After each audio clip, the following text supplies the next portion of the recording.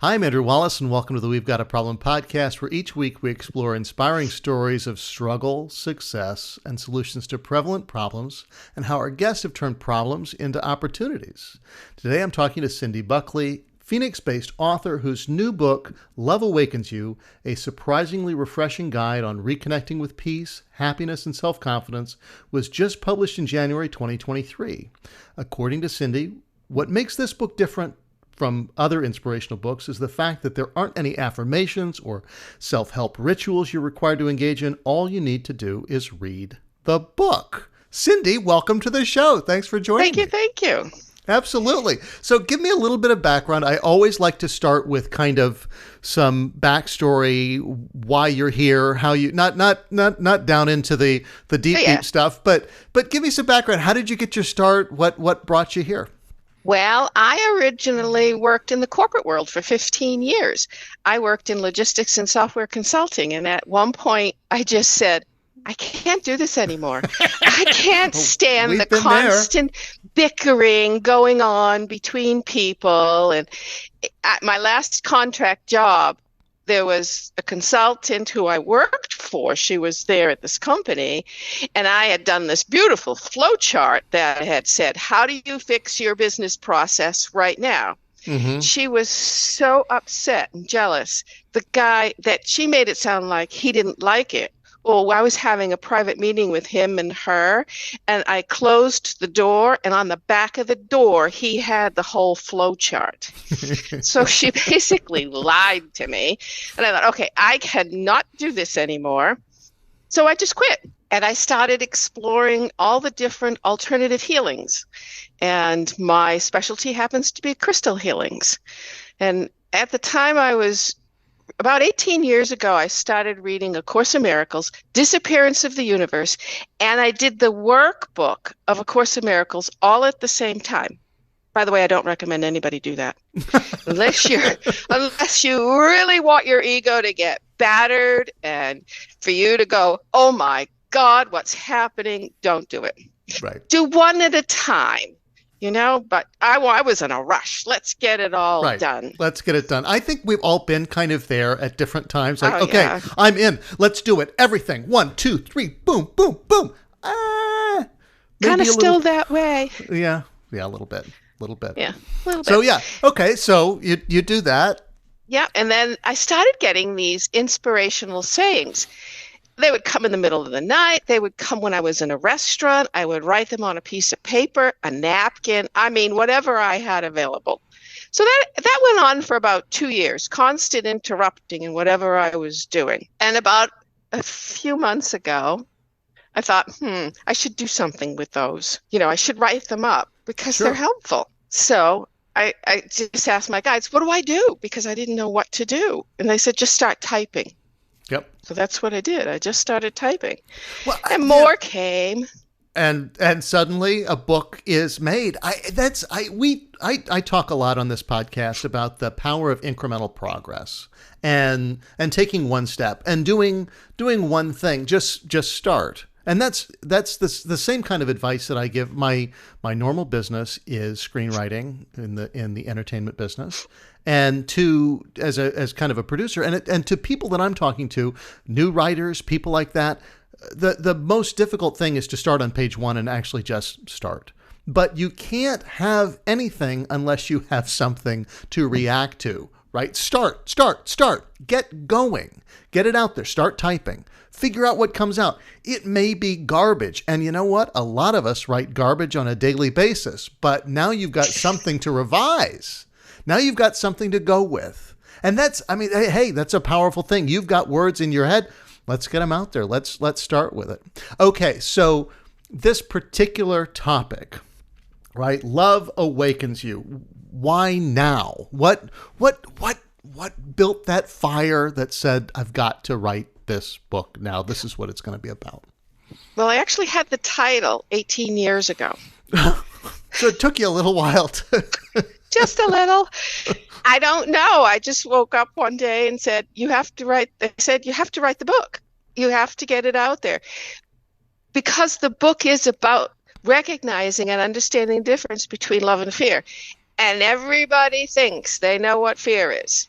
And when you read the book, you get done with it and you go, I didn't know that was fear. Well, okay. I So had now, no idea. so I have no idea now that I don't know whether I know this. What is the difference? Tell me. I mean, give me a little taste. Give me a little free preview here. Give me some examples. Okay, so did you know thinking yourself as an individual, that's fear? Really? Yes. Why? Because we're not individuals, we're all connected. Okay. And as long as we continue to think that way and act as individuals, things like judgment, competition, guilt, they keep coming up and they keep reinforcing our behavior. And we think that we're acting by love, by criticizing someone, for example, but we're not. We're reinforcing our ego, our belief that I'm an individual and that I'm better than somebody else. But that's not what's actually happening. What is happening? Just reinforcing our beliefs, acting from fear, perhaps. Yes, we are. Exactly. That's probably a very unusual example. People aren't going to be warming to that just yet. That's right. That's a tough concept to swallow. I mean, it goes again. It goes in the face of everything I know and love and hold true and dear. Right. It is true. And especially we as Americans are kind of focused on individuality and respecting individuality, and the laws are written such that we think of things as individual. Entire political parties are founded on this kind of rational concept of individuality, and you say it's not so. That's correct. That's a tough one to swallow. It is very tough to swallow. Now, here's the good news. The good news is the book that I've written. All you have to do is read it. You have to read it from beginning to end. You don't skim it and you don't whiz through it, okay? You read it slowly. And what happens is it creates an unlocking of all those blockages that you've put there. And think of it as like a lock that has tumblers, and as you put the key in, they release. And guess what happens when you release? That little bit of light starts coming out. Yeah. And then you do another one and a little more light comes out. And then you start acting and, thinking from a way of love instead of a way of fear. Well, that would be pretty powerful. I mean, it is very powerful. I'm sure it is. I'm not trying to put this in terms of that might be a good thing. No, that would be fantastic. So that part of I think there's this hunger for quick fixes, that we're all looking for quick fixes. And I've talked about it on episode after episode about the fact that we hunger for these things without doing the work. And part of the work that you've got to do here, ostensibly, is read the book. Read it cover to cover, page by page. Don't skim it, like you say, and actually do it. And it's not going to fix everything when you're done reading the book. It unlocks it. It starts the process of your healing journey, I suppose. Yes, absolutely. It does start the process. I can open the door, I can shine the light, but only you can walk through. There you go. That's a cliche, but it's so true. But it's true. Simon Sinek, who's a big name out there in kind of advice and things, and he's got a very nuanced and intelligent perspective, it seems to me, on what you've got to do and how to lead your life and just how to kind of be better a little bit. And one of the things he says is, look, helping people is a team sport. Being great is a team effort. So if you're there and you're helping somebody, I can be the assist. I can assist, but you've got to make the basket. You've got to be the one doing it. It's your life. Now, outside of the individuality thing, that still, we can only do so much, right? We can't make you take those steps. And generally, just the way that people act, when you shove them through a door, they kind of react negatively to that. People don't like to be pushed. I pushed a woman in Times Square in New York who was in my way, and that didn't go well. I mean, she was very upset. She was very upset. And of course, I was being a New Yorker at the time. And I was like, lady, if you want to look up, just walk over to the side. Don't suddenly stop in the middle of the thing. People are behind you. But that's a whole nother issue. We won't get into that. And my previous New Yorker thing that I did, because as somebody, and it was credited to Kurt Vonnegut, but it wasn't him. Somebody said, live in New York once, but leave before it makes you hard. Well, New York was making me hard, so I had to leave. But the thing comes in, you almost have to do some work to get people to open up to this idea of being open to what you're saying. The people I think maybe who could most use your book are the people who won't read it. How do you well, that is absolutely true. I'm going to give you an example of my husband. I mean, he mostly ignores me, I mean, he just says, do whatever you want, I don't really agree. But he was my editor for the book. Okay. And, for years, he's had to, he's British. He's not very resistant to change. Very, very resistant to change. But I'm going to tell you, he had to read the book so many times because, you're editing and that's what you do. And, of course. He couldn't change the words. The words are put together in such a way that that's what causes the unlocking. So he wasn't allowed to change the words, but he had to fix my grammar and spelling, and my use of words periodically are not accurate.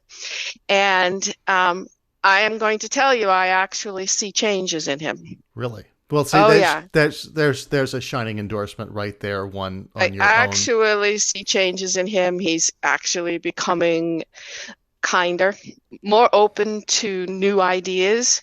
And I can use myself as an example. I didn't want to publish this book. I'm a reluctant writer. Okay. I woke up one morning and I went, that's it. I'm pulling it back. I am not publishing this book. I am not going out there. So meditated, took a few deep breaths, calmed myself down.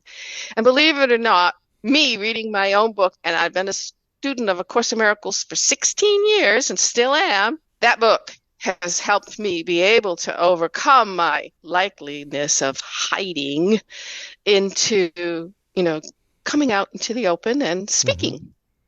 Well, that's a concept I think a lot of people struggle with.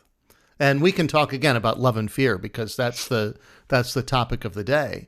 But it's not even fear as people realize it, because it's so deep seated. The sense that I don't want to let it out there. This is precious to me. This is something I put time into. This is something I invested my years perhaps of effort into coalescing into being, and somebody might just poop all over it when I put it out there. I mean, that's a strong fear that a lot of people have, especially in the film business and all that. And you know what? It's going to happen. As my grandmother said to my father, look, honey, if they crucified Jesus Christ, there are going to be some people that don't like you. And that's the honest thing, right? There might be some people that don't like it, but hey, that's what happens. So just that's the way the world works. Not everyone wants to be helped or healed. And, oh boy, isn't that true? That's true. And that's a hard thing to get used to when you're here and you want to help people and you want to help them be better and you want to, let their light shine through. But no, some people just aren't that interested. Okay, read the book, take your time. It'll work on a subtle level. Each person gets exactly what they need. Me, I need the 2x4 by this side of the head to get me moving. Other people need, like my husband, he needs the slow approach, and it's got to take years. But Well, there's some marination that has to go on for those of us who fall, and we can get into the Myers-Briggs personality test stuff and thinking, feeling, judging, intuitive, all that stuff. But some of us are stubborn when it comes to some of these things. We have a sense that there's a it takes a while. It takes a while Oh, sure. to change anybody's mind, of course. And there's when the longer and more deeply you hold your commitments, the things that you hold true and dear and right and just and all those things, and the longer it's been, and the more you've got your convictions, the longer and harder it'll be to take in contradictory evidence and change it. And hey, each one their own path, right? So let's talk a little bit more about kind of navigating the choppy waters, the kindness, competition, compassion, judgment, gratitude, guilt. So many of these things we can kind of see the contrast, but I don't necessarily think of them as opposites. Talk to me a little bit more about that. Well, let's talk about judgment, for example.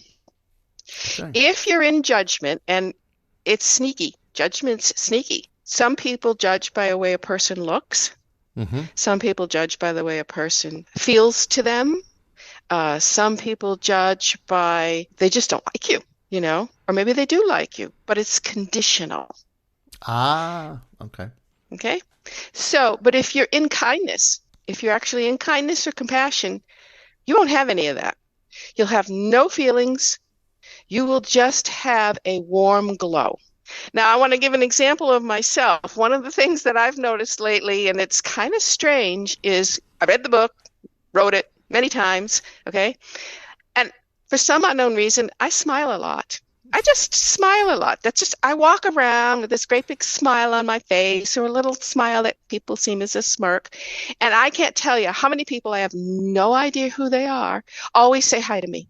Hi, how are you? I don't know who they are. I just say hi back. I'm great. Have a great day. Because I have opened up myself to let the light out, and that's what they're connecting with. They know there's something nice going on there, and it makes them feel good. Yeah. It's as simple as that. It's simple, but it's complicated. It's hard to get there. It is hard to get there. And I'm going to tell you, I'm on this 18-year journey. So, I'm not anyone who can speak about trying to rush anything because, Well, we can all try. Again, we can try. So how effective it will be is the question. And you know what? The book can hit people. It might be a year or two later after reading it, something will change in their life. They won't realize it was the book that did it, but things will start to change for them. It could be right away. It could be a while. It could be in a different lifetime. Who knows? All depends on when they're ready. How is the book laid out, right? You read the book and it starts to unlock things. How do you take people through kind of each individual thing? I'll back off this for just a second and say that other books that have found this process effective have been very effective. People have, for instance, Alan Carr wrote the book, The Easy Way to Quit Smoking, that a lot of people I know have been helped by, who were heavy smokers, read the book, done with the book, done with smoking. And it's an interesting way to go through it. And Alan Carr's whole thing is you can smoke while you're reading the book. And by the end of the book, you're not going to want to do it anymore. It's a fascinating way to go through it. But he basically just takes you through each individual excuse for smoking and knocks it down. People say it relaxes me. Well, actually, smoking increases your blood pressure, and I wouldn't call that relaxing. And so it just goes through and boom, boom, boom, boom, boom, right? Slowly, the deck starts to be stacked in the other way. How have you laid the book out to bring people through this process? The book is made up of 5 sections, not counting the beginning with how to use the book, introduction, and stuff like that. The first section is inspirational sayings. There are 100 of them. The next is of 4-line verses. There are 39 of those. Next, I call answers. There's 40 of those. Those are the meat of the book. Then there's some meditations you can choose to do or not. Doesn't matter. They're high-level meditations. They're very different. And then there's reflections, things for you to think about. What happens when you start with reading inspirational sayings is it starts to slowly relax you, open you up. Then you get to 4-line verses. That's more in depth. So now we're going a little bit deeper into your core. Mm-hmm. Okay. When we get to the answers, what happens with the answers is it actually goes in, it takes out all your stagnant beliefs, and then it put backs in all new beliefs so that it helps you to be able to take the step, to have courage to make the change. And then the meditations and reflections are just, add-ons for people who want to, do them. The reflections are my favorite part because they really get you they're metaphors and they really get you to think. Well, I think the key thing there and the value I see is that you read the book, go through it, and then you can refer back to it. Go, yeah, what are my reflections? What are the meditations? Go back and read it again. Read it again. Yeah. And just kind of, again, marinate with it, to use a poor term of cooking, but that's a little bit of what has to happen. I think to really compel change. Yeah, absolutely. What the book does is it's like the layers of an onion. It peels away at what no longer serves you. Hey, I'm sure crystals and healing and all that is kind of woo woo for some people and might be. It will be. Right. So I mean, right. But hey, here's something you might get some value out of, and you might not even know it. So take a look and read the book. Well, the idea is to challenge people. Yeah. And, the individual thing is a big challenge. I'll remember driving in a car and saying, but I'm an individual. And my guy's saying, nope, you're not an individual. You have to give it up. Yeah. I'm like, what do you mean I have to give it up? Pure panic at the thought that I have to give up my individuality. But when you actually do, it's amazing the difference. Yes. Okay, so talk to me about who your ideal reader is. Who do you wish, even if they won't, but who do you wish would read this book? And you don't have to name names. I'm not asking for... I don't have names. And people keep asking me that question, and I want to say that this book is for everyone. However, not everyone is ready for it. So, even if you're a beginner in spiritual awareness, this is a great book to start because it is a fairly easy read. Mm-hmm. Deep, thought-provoking, but still a fairly easy read. But if you've been a Course in Miracles student and you're far along your spiritual path, you're still going to get something out of it. And it's still going to do the unlocking for you. It just might do it a little faster than the person who's a beginner. Sure. But I like people who are Course in Miracles students to actually read it. I've only had a couple of those read it, and they find the book quite fascinating. I've left it open to people to use it how they use it. The book starts the work. Right. And then everyone will figure out what's best for them. Yes, absolutely. So we talked a little bit earlier that you spent some time in software consulting, business process redesign. That's a little bit of what you're doing now. I mean, I guess, yeah. Right? I didn't think of it that way, but you're right. I am restructuring things. You're restructuring things. You're figuring out, in a sense, a better way to do it and shining a light on how people might be able to do some difference. I mean, do you see kind of how your experience could take you through? How has it helped? I mean, we all carry our learnings. Never thought of it that way, but actually, you're right. Yeah, it's true. Hey, there you go. I like it. New things to learn. All right, we're coming kind of to the end here, but I like to ask questions of everybody on kind of the big summary stuff. So, what do you see as kind of the biggest hurdle to people making positive change? I mean, what's holding people back from realizing their true potential? Oh, fear. But fear in... All right, here I'm going to say something slightly more controversial, just like being the individual thing, is human beings are only capable of two emotions, fear and love. That's it. That's all you're capable of. Okay, fear has a zillion names to them. Jealousy, insecurity, lacking self-confidence. Just has a zillion components to it. Love, love is love. It's shown through kindness and compassion, but pretty much love is love. Along those lines, the big kind of summary stuff I like to ask is, what do you feel the biggest fallacy is that everybody buys into, that's just totally overrated? Fear is so embedded in our lives and we're not even aware of it. Yeah. I guess that's what it is that fear is so embedded in our lives, we don't know. Right. We just don't know it. That's the biggest fallacy, is trying to teach people that fear is not much of anything. But that's not true. Well, love is everything, but fear is also everything.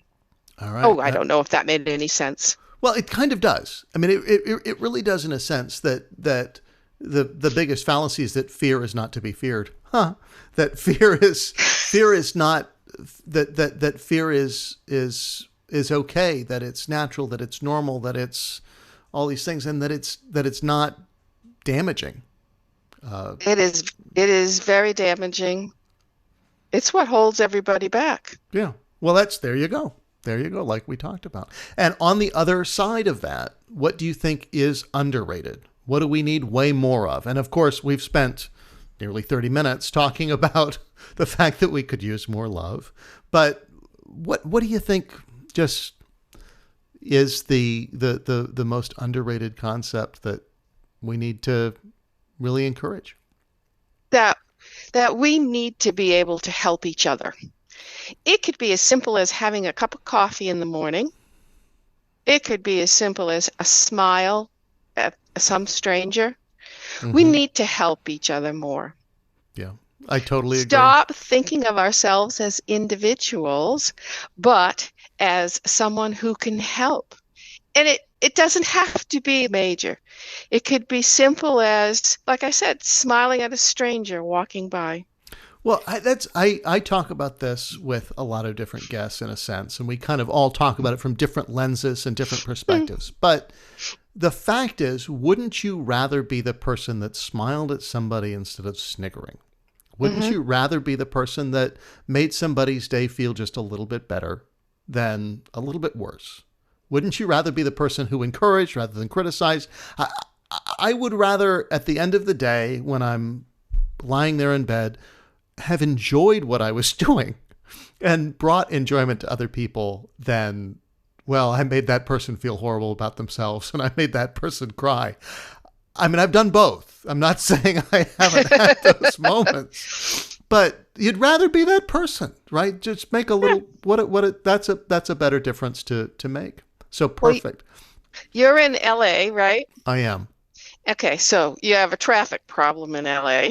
Tiny one. Yeah. Tiny, just tiny. Here's the thing to think about. Don't get mad at other drivers. I mean, people talk. You put somebody behind the wheel of a car, you get to see their true personality. Oh, yes, you do. Really, all the anger comes out, and it's like, oh, I'm going to take it out. Don't do it. Just wave nice. Hi. Don't cut them off. Let them go. If that's important to them, let them go. So what? Yeah. Well, I put an extra loud horn on my car, so I'm not the person to. I mean, really, I actually that little tiny one that they put on at the plant, that didn't work for me. I had to get the. I'm just using it as an example of how blaster. We can show kindness. Well, okay, now in the traffic in LA might be a challenge, but there you go. It's right, absolutely. It's more for safety that I did it. It's a safety problem. Other people not paying attention. Thank you so much for joining me. I've had such a fantastic time. Folks, if you want to know more about Cindi, you can check out her website, cindibuckley.com. That's C-I-N-D-I, Buckley, as well as her book, Love Awakens You. Links to everything are in the show notes as always. And until next time, I'm Andrew Wallace, and we don't have a problem. We have an opportunity.